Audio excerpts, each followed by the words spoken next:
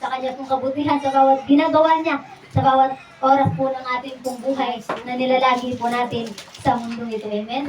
Kaya tunay nga po, nabigyan po natin ng halaga ang ating pong mga buhay sa mundong ito na ating pong inalalagi sa mundo pong ito. Amen? Kaya tunay nga po na God is good all the time. Sa bawat buhay po natin na tunay nga po na napakabuti ng ating pong Diyos sa bawat buhay po natin. Amen? Kaya tunay nga po, muli po, sa umaga pong ito, muli po ay samahan niyo po ako sa kanya pong mga salita. Natunay nga po na atin pong tukasin at atin pong maunawaan ang bawat kalagayan ng buhay po ng bawat isa sa kanya pong mga salita. Natunay nga po na ang kanya pong tema ay ano ang dapat gawin ng tao upang hindi niya sisihin ng Diyos.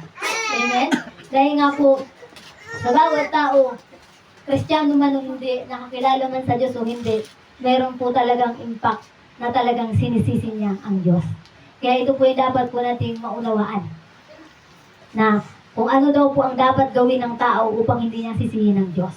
Amen. Dahil kapag ang tao, kapag siya po ay nasa kalagayan po na hirap, na sobrang sakit, at andun na sa sakit ng kamatayan, ito na yung kapag siya ay nawalan ng mahal sa buhay, namamatayan, o dumadagok, ang napakalaking dagok sa kanyang buhay, ay tunay nga po ay doon niya po maisip na sisihin po ang Diyos. Amen? Na siya pong dapat maunawaan ng tao na dapat sana ay hindi dapat sinisisi ang Diyos. Amen? Kaya ito po yung mga dapat gawin para hindi sisihin ng tao ang Diyos. Ito po yung una, sabi niya po dito, tanggapin na may sarili tayong pananagutan. Madalas yung problema, bunga ng maling desisyon natin, hindi kasalanan ng Diyos. Kaya tunay nga po na dapat daw po ay marunong po tayong tumanggap. Tanggapin po natin na may sarili po tayong pananagutan. Kaya po tayo humantong po sa ganun pong kalagayan. Kaya po tayo dumadanas ng sakit na ramdaman, pagsubok, suliranin, o anumang hagupit ng mundo ay dahil nga po meron po tayong sariling pananagutan. Amen. Ano po yung sariling pananagutan, Pastora? Una-una, kulang po tayo sa pananalangin. Pangalawa, kulang po tayo sa pananampalataya. Pangatlo, kulang po tayo sa paniniwala sa Diyos. Amen? Yan po yung ating pong tatandaan. At higit sa lahat, tayo mismo yung gumawa ng sanhi kung bakit nangyayari sa atin ang mga bagay-bagay. Bakit? Dahil nga po, hindi naman tayo dadanas ng mga bagay-bagay kung hindi po natin pinapahintulutan. At hindi rin po tayo dadanas ng mga bagay-bagay kung hindi po ito natin ginawa. Kaya sabi nga, kung ano yung itinanim mo, siya rin yung aanihin mo. Amen? Kaya dapat matuto po tayo ng kung ano yung ating itinanim, yun yung ating aanihin. Kaya dapat kung magtanim po tayo ng mabuti, upang aanin po tayo ng mabuti. Kaya ito po yung sinasabi niya po dito sa una, na tunay nga po na tanggapin po natin na meron po tayong sariling pananagutan. Hindi po yung sinisisi po ang Diyos. Dahil nga po, sa ganun pong kalagayan, kaya po nagkaroon ng problema, madalas, ay bunga daw po ng ating pong maling desisyon. Kaya, totoo po yan. Tunay nga po na tayo po nagkakaroon po ng maling desisyon. Hindi po natin akala po natin ay tama, pero yun po yun ay maling desisyon. Kaya dapat sa bawat desisyon na gagawin po natin sa ating buhay, upang hindi po natin sisihin ng Diyos, dapat po ay magdesisyon po tayo ng tama. At siguraduhin natin, yung desisyon na po yun, ay wala po tayong ibang sisihin, kundi yung atin pong sarili. Dahil tayo po ang nagdesisyon. Sinang-ayunan lang po yun ng Diyos. Amen? Kaya wala po siyang kasalanan. Amen? Desisyon mo yan eh. O dahil desisyon mo yan, in honor ng Lord. Kasi desisyon mo, gusto mo yan eh. Amen? Gusto mo mahirapan ka sa ganung kalagayan. Kaya, gusto mo yan, in honor ng Lord yan. Kaya huwag mo siyang sisihin. Dahil ginawa lamang ng Lord kung ano yung gusto mo. Dahil nakita mo na ngayon na mali yung desisyon mo, ano pong gagawin mo? Matuto kang bumangon. Kaya sabi niya nga po dito, sa Galatia, chapter 6, verse 7, sabi niya, huwag ninyong linlangin ang inyong sarili. Hindi maaaring lukuhin ng Diyos. Kung ano ang itinanim ng tao, iyon din ang kanyang aanihin. Kaya tunay nga po na hindi po natin pwedeng linlangin ng Diyos. Kaya sabi nga, magsinungaling ka na sa iyong kapatid, sa iyong magulang, sa iyong mga anak, sa iyong asawa. Ngunit hindi ka makapagsinungaling sa Kanya. Dahil siya lang yung bukod tanging nakakita at makakaalam ng iyong ginagawa na hindi kayang makita ng tao. Amen? Kaya yun po yung tatandaan po natin na tunay nga po na dapat ang gagawin po natin ay tunay nga po yung kalooban ng Diyos na alam natin ikabubuti natin. Dahil nga wala pong ibang nais ang Diyos, kundi yung ikabubuti lamang po natin. Hindi po siya gagawa ng isang bagay na ikasasama po natin. Kaya huwag po natin sisihin ang Diyos. Naisipin natin na bakit dinadanas namin ito, bakit ko dinadanas ito. May Diyos ba talaga? Of course, merong Diyos. Pero huwag mo siyang sisihin dahil ikaw may gawa niyan. Ginusto mo yan. Amen? Kaya dapat matuto tayo sa ganun pong kalagayan na umamin po tayo ng ating pong pagkukulang. Kaya sabi niya po dito sa Santiago, chapter 1, verse 13 and 14, sabi niya, huwag sabihin ni numan na tinutukso siya ng Diyos kapag siya ay dumaranas ng pagsubok, sapagkat ang Diyos ay hindi maaaring manukso, at hindi rin naman niya tinutukso ang kahit sino. Kaya tunay nga po na huwag natin sabihin din naman na tinutukso tayo ng Diyos. Dahil tunay nga po na ang Diyos ay hindi siya manunukso. Amen? Bakit niya tutuksuin ang tao? Amen? Di alam niyang mahihirapan ang tao. Kaya sa ganun pong kalagayan, buksan po natin ang ating pong pangunawa. Buksan po natin yung ating pong pag-iisip sa ganun pong kalagayan upang makita po natin yung dapat nating makita na tangi pong kalooban po ng Diyos. Amen? Kaya sabi niya nga po dito sa 14, natukso ang tao kapag siya'y naaakit at nagpapatangay sa kanyang sariling pagnanasa. Amen? Ito po yung tanong ko po sa inyo eh. Kapag meron po ba kayong nanaisin o gugustuhin kasalanan po ba ng Diyos? Amen? Di ba hindi po? Bakit? Kayo po may gusto nun, hindi po ang Diyos. Hindi naman sinabi na, anak, gustuhin mo yan. Hindi naman sinabi sa'yo yun eh. Kaya kapag pupunta ka sa isang tindahan, kapag namimili ka, meron kang nagustuhan ng isang bagay sinabi ba sa'yo na, anak, bibilhin mo yun? Nakita yun ng makasalanan mong mata sinabi ng mata mo, gusto ko yun. Kaya sinabi ng bibig mo, gusto ko nga yun, bibilhin ko yun. Tapos, nung nabili mo na, hindi mo nagustuhan, ba't ko ito binili? Lord naman hindi mo ako sinamahan nabili ko tuloy. Amen? Kasi nisisi mo ngayon ng Diyos. Ang tanong, nandiyan bang nagutos na bilhin mo yun? Amen? Kaya yun po yung tatandaan po natin. Huwag po natin isisi sa Diyos yung mga bagay-bagay. Dahil meron po tayong paunawa. Meron po tayong isip. Alam po natin dapat kung ano yung tama at mali. Kaya, ibig sabihin po, hindi naaakit ang Diyos. Minsan tayo mismo gumagawa ng gulo. Kaya, yun po yung ibig sabihin po na natunay nga po na hindi siya naaakit. Kundi tayo po yung gumagawa ng gulo. O gumagawa ng kapigatian sa ating pong mga sarili. Sa sarili po nating gawa. Kaya minsan ay hirapan tayo. Paano ba ito? Ang gagawin natin, Lord? Anong gagawin ko? Ganito na, nahihirapan na ako, Diyos. Ano ba yung gagawin ko? Ito na, nangyayari sa akin. Amen? Kaya dapat huwag po natin sisihin ng Diyos. Ipaubayan natin sa Diyos ang lahat ng bagay. Bago tayo magdesisyon, dapat matuto tayong isubmit sa Diyos. Yun po yung kulang sa tao submission. Dahil kulang siya ng submission, nagdesisyon siya ng kanyang sarili. Ngayon nakapag-decision siya sa sarili niya, sinisisi niya ngayon ang Diyos. Dahil akala niya, ang Diyos ang nagpahintulot nun. Hindi niya alam. Siya mismong may gawa nun. At in-honor lamang ng Diyos. Dahil nun yung gusto mo. Kasi sabi nga na singin mo sa akin kung ano yung gusto mo at ibibigay ko. Hindi na kasalanan ng Diyos kung ang hiningi mo, ikapapahamak mo. Hiningi mo yan Amen? Dahil nga, hindi nga maganda kapag lumabis. Hindi nga maganda kapag yung hiningi mo ay para pang sarili mo. Kaya dapat, isipin mo muna yung ikabubuti ng lahat, hindi ng sarili mo. Amen? Yun yung gagawin po natin. Pangalawa, sabi niya po dito, magtiwala na may plano si Lord. Kahit masakit, hindi mo nakikita ngayon, pero hindi natutulog si Lord. May purpose siya. Kaya tunay nga po na sa ganun daw pong kalagayan ay magtiwala daw po tayo. Amen? Upang hindi daw po natin siya sisihin, ang gagawin daw po natin na magtiwala daw po tayo sa Kanya na siya po ay may plano. Na kahit po yun ay masakit, hindi magandang pangyayari, ito po ay ipaubahin at saka magtiwala tayo na meron siyang plano para sa lahat po ng bagay. Kaya tunay nga po na bumagsak ka man ngayon, ito po ilagay natin. bumagsak man tayo ngayon, nandito man tayo ngayon sa kalagayan ng pagbagsak. Bagsak na bagsak eh. Talagang masasabi mo sa sarili mo, kailangan aminin mo sa sarili mo na ito ako ngayon, Lord eh. Talagang bagsak na bagsak ako. At hirap na hirap akong bumangon.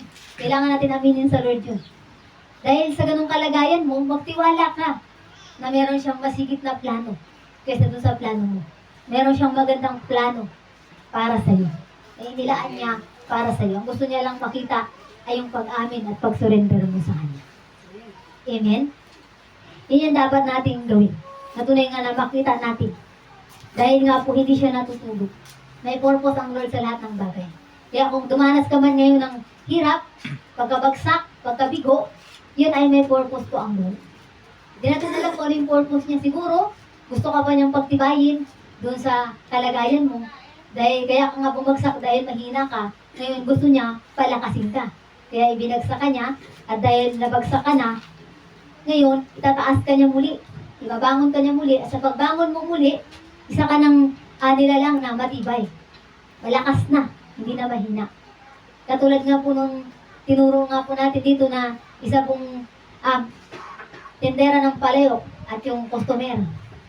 Sa pagbabalik po nga po ng customer, buo na po yung palayok. Ganun po yung nais ng Lord na iparating po sa atin. Kaya hindi porkit na bumagsak ka, ay mananatili kang bagsak. Ang lagi mong isipin, tatandaan, na parati siyang nandyan, nakaalalay sa iyo. Amen? Ang gusto niya lang makita, ikaw ay lumapit at magpapakumbaba sa Kanya. Kaya sabi niya nga po dito sa Roma, chapter 8, verse 28, sabi niya, alam nating sa lahat ng bagay ay gumagawa ang Diyos para sa mabuti. Kasama ang mga nagmamahal sa Kanya, silang mga tinawag ayon sa Kanyang layunin.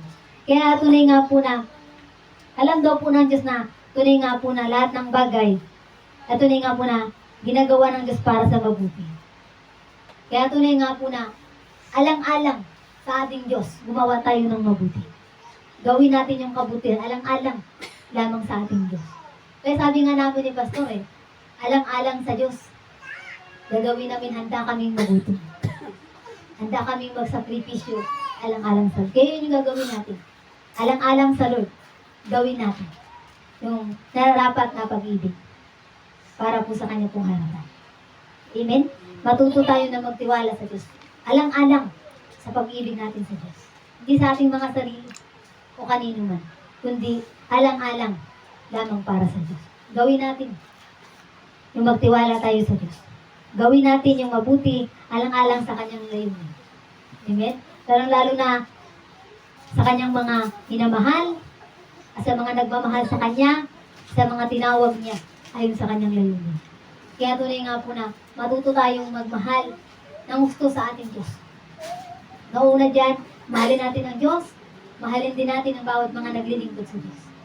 Dahil nga yung bawat pagkasakripisyo ng buhay po ng bawat isa, hindi natin kaya tumbasan. Amen? Kaya, sa bawat gagawin po natin, doon tayo sa plano ng Diyos. Kung ano yung nakabubuti at nararapat na plano niya para po sa buhay po ng bawat isa. Amen? Kaya sabi niya nga po dito, sa pangatlo, magpasalamat at manalangin sa gitna ng problema. Pag nagreklamo ka, lalong sumasama ang loob mo.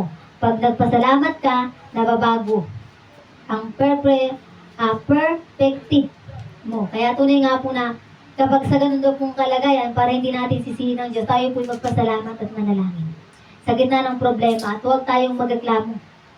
Dahil kapag nagreklamo nga tayo, lalo lang sasama yung loob po natin. Amen? Kung panay-reklamo ka, sasama lang yung loob mo kasi wala namang mangyari kung panay-reklamo ka. Amen? Magreklamo ka sa iyong sarili, magreklamo ka kanino man, sasama lang yung loob mo. Kaya ang gagawin mo, magpasalamat ka na lamang at manalangin sa Diyos. Dahil nga, siya may kalooban kung ano yung mangyayari sa iyo. Siya yung naguutos, siya yung nakakaalam ng mga bagay-bagay kung ano yung dapat natin gawin na ayon sa kanyang kalooban. Kaya, imbis na magreklamo, ay magpasalamat ka na lamang sa Kanya. Para sa ganun ay maging maayos at magkaroon ng pagbabago ang lahat ng bagay. Dahil kapag nananalangin po tayo at magpapasalamat sa Diyos, meron pong pagbabago na mangyayari po sa ating pong mga kalagayan. Amen? Kaya sabi niya nga po dito sa unang Thessalonica chapter 5 verse 18.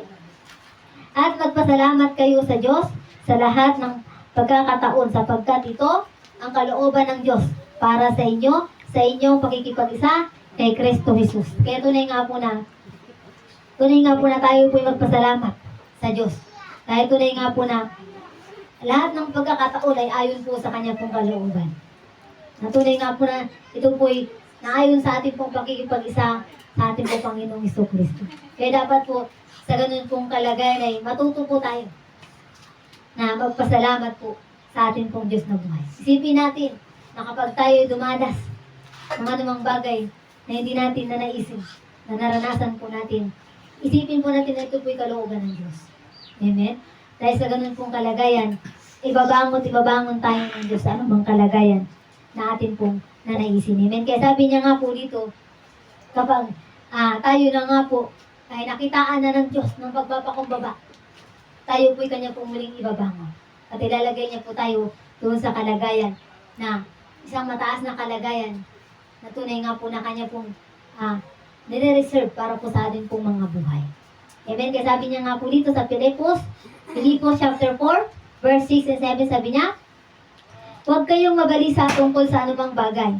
Sa halip, hingin ninyo sa Diyos ang lahat ng inyong kailangan. Sa pamagitan ng pananalangin, may pasasalamat.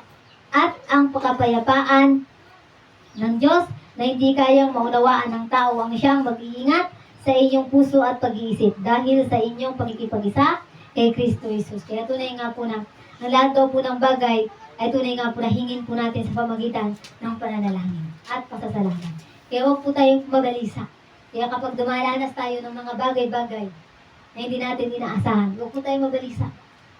Huwag po tayong mangamba. Hayaan po natin na tunay nga po na siya ang gumawa ng mga bagay-bagay. Siya pong bahala. Siya po ang Diyos eh. Malaki po yung Diyos natin. Kaya huwag po natin maliitin ang Diyos. Dahil napakadaki niya. Nahigit po sa inaasahan po natin. Amen? Kaya dapat ay matuto tayo na tumingin po sa ating Diyos sa lahat po ng bagay. Sa pang-apat, sabi niya nga po dito, alalahanin kung sino si Lord at ano na ang ginawa niya. Pag nakalimutan natin ang kabutihan ni Lord, dati madali natin siyang sisihin. Ngayon, kaya tunay nga po na alalahanin daw po natin para hindi po natin sisihin ang Diyos. Tunay nga po na alalahanin po natin kung sino siya at kung ano ang kanyang pong ginawa. At kapag nakalimutan po natin ang kanyang kabutihan, at tunay nga po madali po natin siyang sisihin. Totoo po yun, kapag nakalimutan natin yung kabutihan po ng Diyos na ginawa para po sa atin, doon na po tayo papasok po na madali po natin sisihin ang Diyos. Agad-agad po natin nasisisi po ang Diyos. Amen? Dahil nga po sa ganun pong kalagayan. Kaya dapat ay matuto po tayo na sa ganun pong kalagayan ay tunay nga po na alalahanin po natin ang bawat kabutihan ng kanya pong ginawa. Parang ano po yan eh. Magbilang po kayo eh. Huwag niyo pong bilangin po yung pangit na pangyayari. Bilangin niyo po yung magandang pangyayari na ginawa niya. Tingnan niyo po kung alin po yung mas marami. Amen? Alin po yung mas maganda. Amen? Kaya kami ni Pastor, kapag dumadanas kami dito sa church, nabibilang po ako eh. Binibilang ko po yung mga magagandang ginawa ng Diyos kaysa dun sa pangit na nangyayari. Amen? Kaya kapag naiisip ko po yun, doon po ako lalong lumalakas. Doon po ako nagkakaroon ng lakas. Doon po ako masigit na nagpapasalamat sa Diyos. Lagi kong sinasabi sa Panginoon, salamat. Yun po yung sekretong po namin sa buhay. Kaya kami patuloy na nagtatagumpay. Kahit na dumadanas kami ng anumang kalagayan po namin bilang naglilingkod po sa Diyos. Amen? Kasi kagaya ninyo, kami rin po'y dumadanas. Kagaya ninyo, kami rin po'y inuusig. At mas mahirap pa yung pag-uusig namin na dinadanas kaysa pag-uusig ninyo. Amen? Pero ito'y napagtatagumpayan po namin. Ito po yung ginagawa ko talaga parati. Na wala po talagang halong biro. Ito po yung lagi ko pong ginagawa. Nakikita po yan. Yung daliri ko, nabibilang po yan. Binibilang ko talaga yan yung mabuting ginagawa ng Diyos. Kaysa doon sa mga bagay na pangit na nangyayari. Amen? Kasi lalamunin ka kasi kapag iniisip mo yung mga pangit na nangyayari. Pero kapag iniisip mo yung magagandang bagay, na talagang tagumpay ka. Doon mo may ipapakita kay Satan na talagang matagumpay ka. Mas talunan siya kaysa sa'yo. Kasi mas malaki ka kaysa kay Satan eh. Amen? Kaya bakit ka titingin doon sa pangit na nangyayari? Kaya titingin ka doon sa magandang pangyayari. Kasi lagi mo lang tatandaan maliit si Satan kaysa iyo. Dahil nga si Satan is under your feet. Ibig sabihin, nasa yung talampakan lamang si Satan. Kaya napakaliit niya kung tutusin. Kaya yun yung dapat nating tingnan. Amen? Hindi yung gabundok na problema. Kasi kapag titingnan mo yung gabundok na problema, talagang susuko ka. Baka sabihin mo, ayoko na. Amen? Baka sabihin mo gusto ko nang umalis, Lord. Hindi ko pala kaya. Kasi nga nakatingin ka dun sa gabundok na problema Tumigin ka dun sa gabundok na mabuting ginawa ng Diyos. Di talo yung masamang nangyayari sa buhay mo. Amen? Yun po yung gagawin po natin.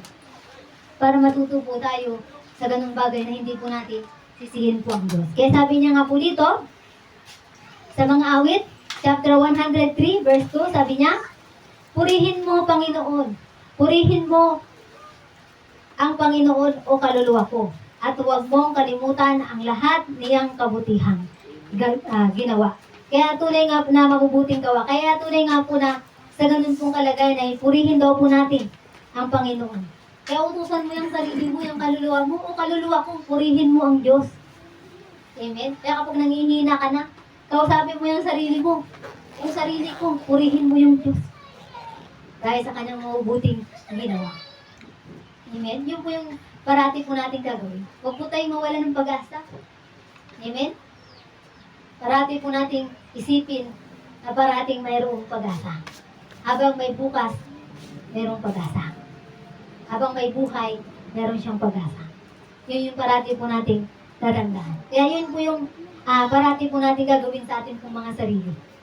Natuloy nga po na ipaubaya natin sa Diyos ang lahat ng bagay. Kaya sabi niya nga po dito sa awit, mga awit chapter 62 verse 8, sabi niya, mga kababayan, sa lahat ng oras magtiwala sa Diyos, sa Kanya ilaga, ang inyong pasaning ngayon dinaranas. Siya ang kublihan may dulot na lunas. Kaya tunay nga po na kapag sa Kanya tayo, at tunay nga po sa Kanya po ay mayroong pong lunas. Kasi kapag sisihin po natin ang sisihin ng ating pong mga sarili, sisihin po natin ang Diyos, wala pong lunas. Pero kapag tayo po ay magtiwala po sa Kanya, yun po ay magkakaroon po ng lunas. Kapag inaalala po natin ang kabutihan po ng Diyos, makikita po natin yung lunas na atin pong hinahanap. Kaya, ganun lang po kadali. Ang gawin lang po natin ay magtiwala po sa Diyos. At alalahanin natin yung Kanya pong kabutihang ginawa. Dahil nga po sa bawat pasanin na atin pong dinaranas, at tunay nga po sa Kanya po ay magkaroon po tayo ng kublihang may dulot. Ibig sabihin, sa Kanya po ay mayroon po lunas. Amen. Hindi nga po tayo binibigyan ng Diyos. Manalangin ka lang, magsabi ka lang sa Kanya, sasagutin ka niya. Amen. Yun po yung gagawin po natin.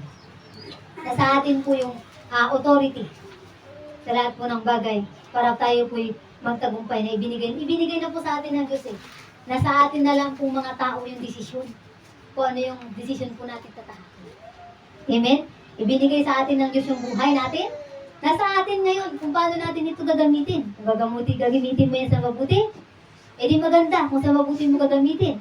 Kung gagamitin mo yan sa masama, hindi na po kasalanan ng Diyos yan. Kapag dumating ang time na ito po'y kanya nang kukunin, wala ka nang magagawa. Dahil binigyan kanya ng pagkakataon na magdesisyon. Yan po yung tandaan po natin. Kaya huwag po natin sisihin ang Diyos. Dahil binigyan niya na tayo ng pagkakataon na gawin po natin yung mga bagay-bagay na ikabubuti po natin. Amen? Wala na sa Kanya yung desisyon na sa atin. Ginagawa lamang ng Diyos, kumikilos siya. Dahil nga nakikita niya yung ating pong paghingi po sa Kanya. Pero yung maling desisyon na gagawin natin sa ating buhay, wala na po siyang pananagutan. Amen? Nagkamali ka man, isa lamang yung susi. Ikaw ay magpasakop sa ating Diyos. Hindi ka magpasakop at umamin ng pagkakasala mo sa Kanyang harapan. Amen? Kaya sabi niya nga po dito sa panglima, iwasan ang pagdududa at pangamba. Pagpuno ng takot at duda ang isip, doon nagsisimulang sisihin si Lord.